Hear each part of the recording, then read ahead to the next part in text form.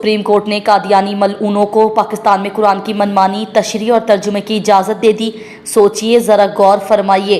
कुछ साल पहले चनाब नगर में कादियानी मलऊनों का एक प्रेस पकड़ा गया था जिसमें मिर्ज़ा मलऊन की तफसीर में कुरान को छापा जा रहा था, जिस पर प्रेस क्लब के मालिक खिलाफ FIR दर्ज की गई थी। हालिया 6 फरवरी 2024 को जब पूरा पाकिस्तान इलेक्शन के मामलात में मसरूफ़ था, सुप्रीम कोर्ट ने इस मलून की पिटीशन पर फैसला सुनाकर उसके खिलाफ FIR को ख़त्म कर दिया और उसको बरी करने का हुक्म दे दिया। मज़ीद ये भी हुक्म दिया है कि कादियानियों को दीगर काफिरों की तरह पाकिस्तान में अपने मज़हब पर अमल करने और तजवीज़ करने की इजाज़त है। इस ज़मन में वो अपनी कुतुब शाया कर सकते हैं।